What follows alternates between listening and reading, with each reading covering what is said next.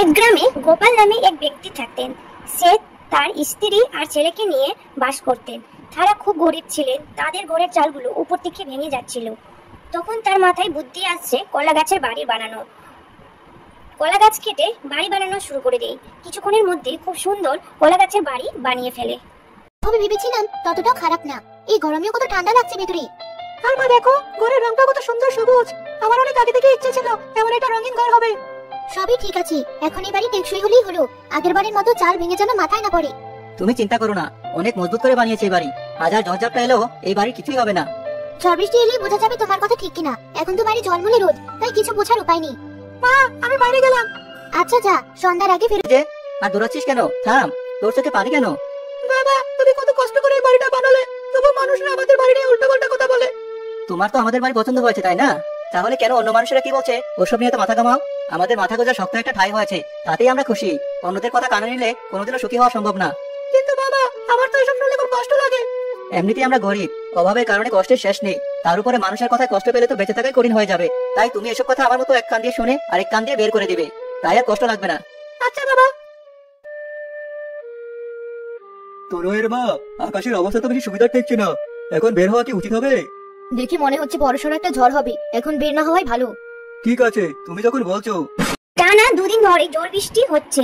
গ্রামে বন্যা দেখা দিয়েছে, সবার বাড়িতে জল ঢুকে পড়েছে। কাজও ঠিক মতো করতে পারছি না, ঘরের দামি দামি সব আসবাবগুলো পানিতে ডুবে নষ্ট হয়ে যাচ্ছে।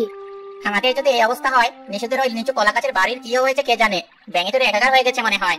শোনো, আমি জানি নিশুর বাবা তোমার ছোটবেলার বন্ধু ছিল। এখন বেশি দয়া দেখাতে গিয়ে আমাদের বাড়িতে ওদেরকে তুলে এলো না, কিন্তু আমরা নিজেরাই এখন বিপদে আছি। আরে না, তা কেন করবো?